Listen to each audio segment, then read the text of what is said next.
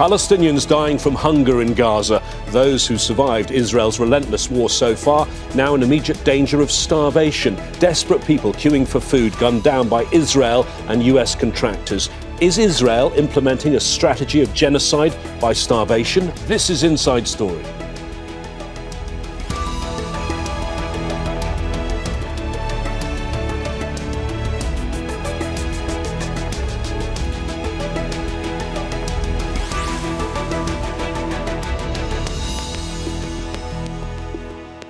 Hello again, I'm James Bays. After destroying much of Gaza with the most modern and brutally efficient conventional weapons around, Israel seems now to be focusing on destroying Gaza's people. And to do that, it's using some of warfare's most primitive tactics, siege and starvation.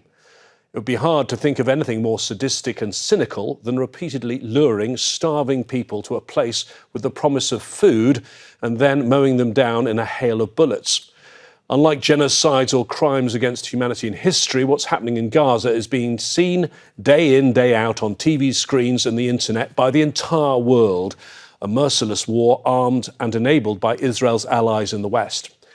At its outset, former Israeli Defense Minister and now war crime suspect Yoav Gallant said he'd ordered a siege and denial of food and vital supplies entering Gaza. So are we now seeing the result? Is starvation in Gaza the latest phase in a deliberate Israeli policy? And if so, what can be done to stop this savagery? We'll discuss all of this with our guests in a moment, but first this report from Fintan Monaghan. Musab al-Dibs can't contain her emotion as she sits by her son's bedside in Al-Shifa Hospital in Gaza City. She's worried about his worsening condition. The 14-year-old is severely malnourished and weighs less than 10 kilograms. He used to weigh 40 kilograms and was the pillar of strength in our family, supporting me and his sisters. Al-Shifa, the largest hospital in the Gaza Strip, has seen a sharp increase in cases of malnutrition lately. It's struggling to treat patients because of the severe shortage of medical supplies due to Israel's blockade. Most patients admitted to the hospital recently are not suffering from war injuries, but from severe malnutrition. Even some of our medical workers have fainted from lack of food. The situation is grave, but it's not new. It's just the number is rising rapidly. Israel is intensifying its military campaign, launching a new ground offensive in Deir al-Balah. That's a hub for international humanitarian efforts. More Palestinians have been forced to flee the area. On Monday, more than 24 countries came together to condemn the worsening humanitarian situation and demand an end to Israel's war. This included Israeli allies like the United Kingdom and Australia. We're all hoping that there'll be something that'll break this. We've seen too many images of children being killed, of horrific slaughter, of churches being bombed. The images that we've seen have been pretty clear that so much of this is indefensible, and as that statement referred to, aid being drip-fed in. Israel controls Gaza's borders and prevents international agencies from bringing in food. The Israeli-controlled alternative, the notorious Gaza Humanitarian Foundation, or GHF, is continuing to be widely condemned. Nowhere near enough food is being distributed. And since May, more than 1,000 Palestinians seeking food have been killed by being shot at GHF sites or crushed in stampedes as desperate people rush to get food. The new Israeli aid system is inhumane, it's dangerous, and it deprives Gazans of human dignity. There are no GHF distribution sites in the north, meaning Palestinians are forced to move south to try and find aid to survive. Critics say this is part of an Israeli plan to ethnically cleanse parts of Gaza. Israeli bombs have already killed more than 59,000 Palestinians. Now even more are dying from starvation, as hunger is used as a weapon of war. Fintan Monaghan, Al Jazeera for Inside Story. Let's discuss all of this now with our guests on Inside Story today. Tamer is a native of Gaza. He's Associate Professor of Public Policy at the Doha Institute for Graduate Studies. Today he joins us from Belgrade. Arwa Damon is founder of the International Network for Aid, Relief and Assistance. She joins us from Istanbul. And Dr. James Smith is an emergency physician who's worked at several hospitals in Gaza. He's joining us from London. Can I start with you, Tamer? We've had many discussions in the past about the situation, but a sort of stock take of where we are. 21 months of bombardment, siege and starvation. In your mind, what is Israel trying to achieve? What is its strategy? James, of course, what we're witnessing is a genocide. It is the crime of all crimes. And Israel so far has been able to continue this war, sadly, because the international community has tolerated such crimes even before this war, the last war. If I may remind your viewers, that Israel has before used food as a weapon to punish or to collectively punish the entire population of the Gaza Strip. In 2009, after one of these major conflicts with Israel, at some point, because of denying food to people, because Israel controls all border crossings, Palestinians had to flee to Egypt in hundreds of thousands to shop and come back to Gaza. So in many occasions, this has been a systematic ongoing policy of collective punishment. It's not new, but now we see the ugly face of it in this genocidal war because, again, Israel is not accountable to any international entity. It is above international law. And because the international community has sadly tolerated this behavior a long time ago, and this is why we see this now happening in front of everyone. And the inability and paralysis of the international community to stop it is very shameful. Arwa, let me rewind to the beginning of the war, 2 days after the Hamas attack, and just have a listen to these comments from Israel's defense minister at the time. I have ordered a siege on Gaza. There will be no electricity, no food, no fuel. Everything will be closed. We are fighting against human animals and we are acting accordingly. They said what they were going to do from the very beginning. I don't think anyone would have thought it would be going on for 21 months, but they made it clear what they're going to do, and they've done it. They most certainly have, and pretty much with no holds barred. Look, Israel isn't just using starvation as a weapon of war. It is also using water as a weapon of war. It is using hygiene products as a weapon of war. It is using access to medical care as a weapon of war. This is what happens when you destroy absolutely every single thing that is potentially life-supporting and life-sustaining. You end up attacking life itself. And the thing is prior to this most recent situation that has been unfolding effectively since Israel broke the ceasefire in March, when you spoke to people in Gaza, they would say that they felt as if they were being held underwater, about to choke. And then the minute that they were about to drown, they would be let up for a tiny breath of air. So that's how bad the situation was even before all of this. Now that what has happened has been allowed to happen by the international community and has been deliberately orchestrated by Israel and the United States, Gaza is drowning. Gazans are drowning. People are collapsing in the streets. Children are dying of malnutrition in growing numbers. Other sorts of infectious diseases are spreading. And quite frankly, it is atrocious that we collectively, all of us, have allowed the situation to escalate to such a degree. And it is mind-blowing that no one is able to sufficiently pressure both the United States and Israel to end this level of pain being inflicted on the civilian population. Dr. James, we've had warnings of famine for very many months, and we have seen significant numbers of deaths already this year. But now the numbers are going up dramatically, and the majority who are dying are children. I mean, where do you see this going next? Have we reached a really grim tipping point? I mean, what we'll see next is mass starvation and mass malnutrition-related death, unless, of course, the international community finally takes seriously its responsibilities and acts to bring about an end to the genocide, an end to Israel's illegal siege and blockade of Gaza, and an end to Israel's imposition of deprivation, this sort of systematic deprivation of the conditions that are indispensable to survival. And that's, of course, what we've seen over the course of the last not only 21 months, but several decades in Gaza.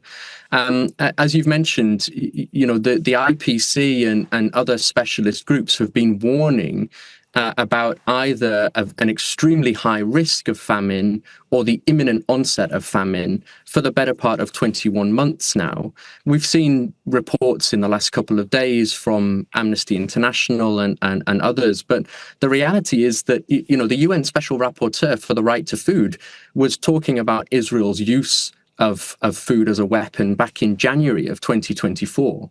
In December of 2023, Human Rights Watch again said that Israel was using starvation as a weapon. And in order to get to the stage that we've reached now, we have effectively, it is a situation that has been enabled through collective global inaction that has allowed the situation in Gaza to deteriorate precipitously. And James, it is the children who suffer first in a scenario like this. I see comments from someone from the Al-Aqsa Hospital in Deir al-Balah saying they've run out completely of food for all their patients and staff. But of course, it's the children. This spokesman says they can't find a single bottle of milk because there is no baby formula in the hospital. Absolutely. Israel, again, has systematically denied access to all products that are required for the survival of the Palestinian people, and that extends to baby formula. I have colleagues who've traveled to Gaza as part of international medical delegations, and Israeli occupation forces at the Allenby crossing have removed baby formula from their suitcases. They have meticulously removed any item that could be used to, even in the smallest way possible, alleviate the suffering of Palestinians, and that extends to newborn babies. I mean, it takes weeks, sometimes months, to starve a person to death. Of course, we know that children and the elderly and those who have pre-existing medical conditions or who are recovering from surgery have a diminished physiological reserve, and they will be the first to succumb, followed by everyone else. So it is indeed children that suffer most immediately and who suffer most profoundly. And this is really the tip of the iceberg for a catastrophe that is going to spiral over the course of the coming hours, let alone days, if the international community doesn't act. Arwa, the numbers are staggering. The UN says the entire population of Gaza is at risk of famine. And the Deputy Executive Director of the World Food Programme, Karl Skau, who came back from Gaza last week, says he believes that 500,000 people are currently in starvation. 500,000 people. The numbers are staggering, and the scary thing, James, is that the numbers of deaths that are being reported might not be entirely accurate. And this is largely because, for example, we do now know that since October 7th, more than 70 children have died of malnutrition, but that number is likely to be significantly higher because among the first children to succumb to malnutrition are those with pre-existing congenital diseases. Their bodies quite simply are already incredibly weak and unable to stave off infection. But their deaths don't necessarily get counted as malnutrition deaths because they have these underlying congenital conditions. And then add to all of that the sort of, call it ripple-on effects of what happens when a body is malnourished or when a child is starving, and that is how much more susceptible they are to all sorts of infections. And so what the Rantisi Hospital, for example, has been reporting is an increase in what they call acute flaccid paralysis. Basically, kids are losing the ability to move. And the high suspicion is that this is a syndrome that is called Guillain-Barré that attacks the nervous system. And normally you get 1 to 2 cases per 100,000 children. They had 3 cases in the last week that had to go into the ICU because this can potentially be lethal when it moves from voluntary muscles to involuntary muscles. And we have at our medical clinic in Gaza, coincidentally, a little boy who actually also is suspected to suffer from this syndrome. And he just woke up one morning and wasn't able to move his legs. Can you imagine how terrifying that is for him and for his family? And then it progressed to his arms. Now, the big concern is not just why is this one particular syndrome all of a sudden increasing in prevalence, but also the tests that are needed to determine exactly what it is are not available in Gaza, nor is the treatment. Tamer, if you look at the Gaza Strip, it's clear absolutely nowhere is safe. But Deir al-Balah is a city in Gaza that perhaps has not, it certainly hasn't had a big ground operation, or perhaps not as many as air attacks until recent hours when it is the focus. And what's worrying about that is it's become a humanitarian hub for Gaza, and now it is in the direct line of fire. Correct, and Israel is pushing making more pressure now by launching a military offensive on if I may call it the last haven, if I may call it haven, I mean in this context, Deir al-Balah and Nusayrat to basically pressure Hamas and change the discourse of the negotiations now.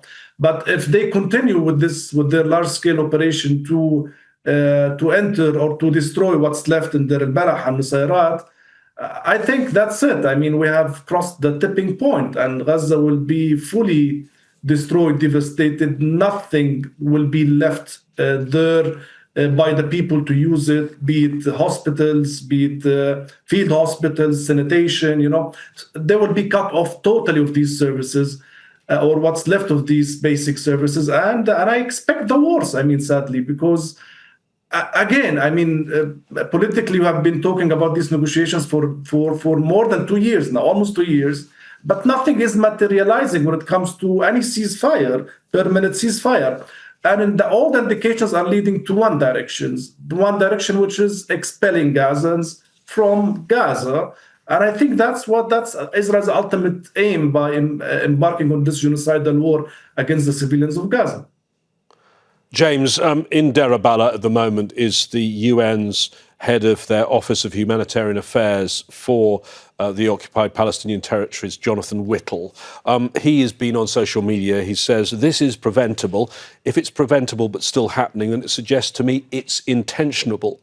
And he goes on to say those with influence can't say they didn't know, only that they chose not to act.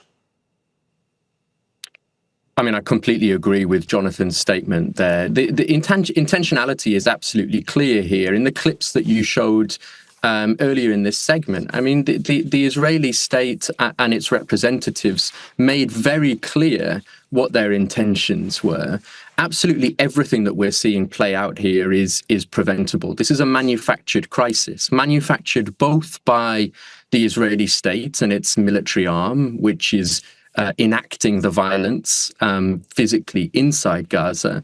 But of course, it's enabled by a wider so-called international community that has engaged in a process of sort of orchestrated indifference and sort of concerted complicity, frankly, in such a way as to allow Israel to act in the way that it's still acting, either by providing direct and ongoing military support, as is the case with the US and UK governments, the German governments, but also these processes of sort of humanitarian obfuscation, if I can call it that, wherein when they do express concern, it's really in relation to, we need to enable humanitarian access. We need to get food and water into Gaza. Now, of course, all of those things are absolutely needed to stave off an immediate catastrophe, mass starvation. But when they express these statements of concern, they're obscuring their wider political and legal responsibilities. The UK government is notorious for doing this. They speak to humanitarian issues as a means to deflect wider political responsibilities. Arwa, you are used to reading such statements as James has been talking about, because as well as a humanitarian, you are a very experienced and distinguished journalist. We have a new international statement, 28 countries. Let me just read a little bit. The Israeli government's aid delivery model is dangerous, fuels instability and deprives Gazans of human dignity. We condemn the drip feeding of aid and the inhumane killing of civilians, including children. It says it's horrifying that over 800 Palestinians have been killed while seeking aid. Those are they not, tougher words, at least, from a range of Western countries, European countries, plus Japan, Canada, New Zealand and Australia? Sure, yes, they are tougher words, but at the end of the day, they are just words. And Gaza does not need words right now. And quite frankly, it's quite ludicrous that these countries are just coming out with this statement right now, when it was very clear from the very beginning that the Gaza Humanitarian Foundation was neither humanitarian, nor did it really have anything to do with what aid distribution is even supposed to remotely look like. There is a logic behind the rationale as to why the United Nations has 400 distribution sites in Gaza. There is logic at the same time behind why it is that Israel and the United States insisted on setting this up like this and then ferrying Gazans forward only to open fire on them. There's reporting in local Israeli media that includes testimony from Israeli soldiers that were stationed near these Gaza Humanitarian Foundation hubs. And in this testimony, soldiers say that they call the sort of movement back and forth and shooting at Gazans as they do that Operation Salted Fish, which is basically the name of the Israeli game that is the equivalent of red light, green light. And the thing is we need to also go back and look at what the alleged logic that sort of based and established the framework for the establishment of the Gaza Humanitarian Foundation. And that is this ongoing ridiculous claim that Hamas steals the aid. Look, forget what humanitarian organizations have been saying from the very beginning. Forget what Palestinians themselves have been saying, or what Palestinian journalists have been saying about the fact that Hamas is not stealing the aid.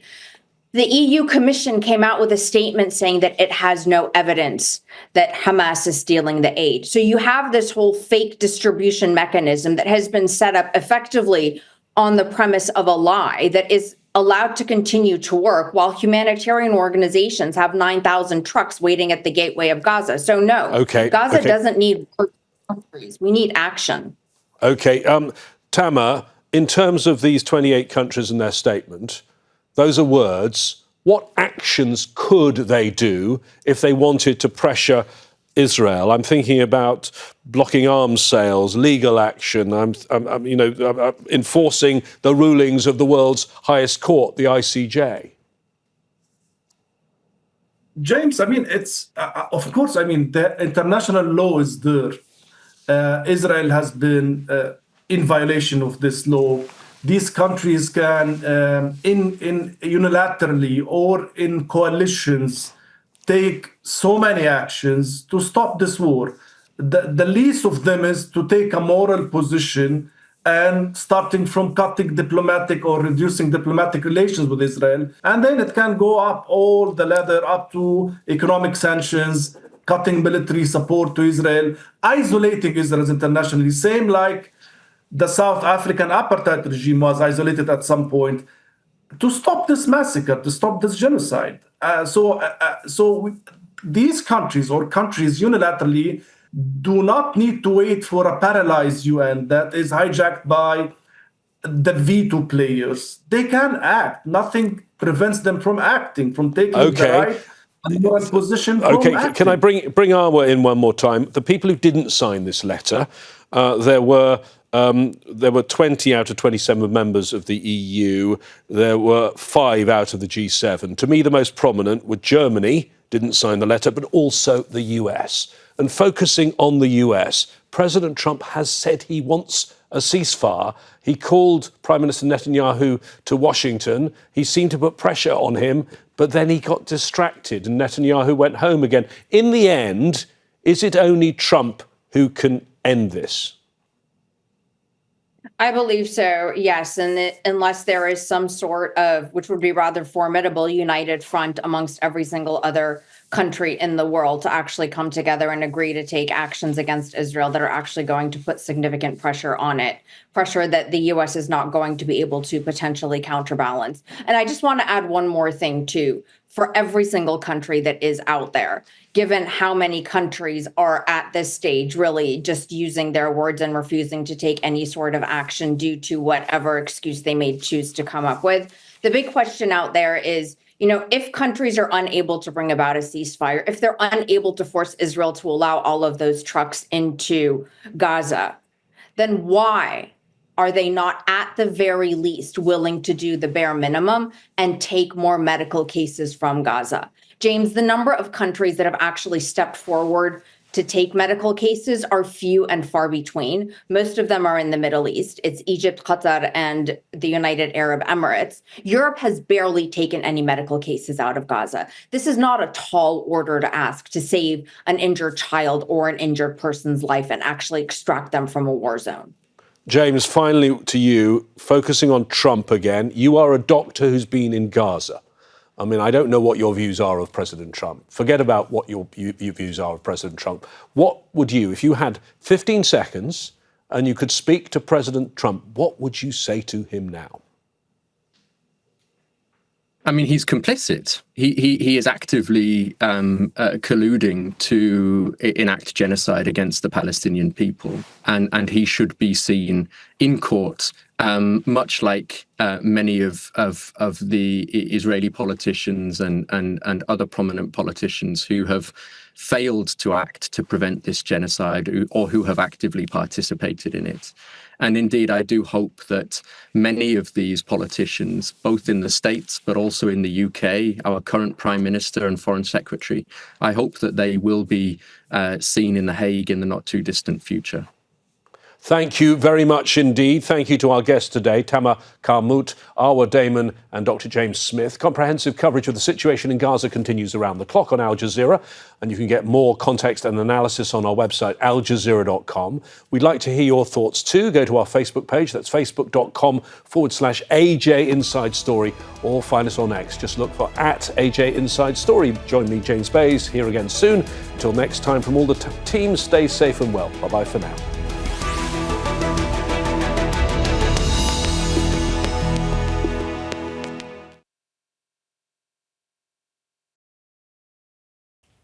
Make sure to subscribe to our channel to get the latest news from Al Jazeera.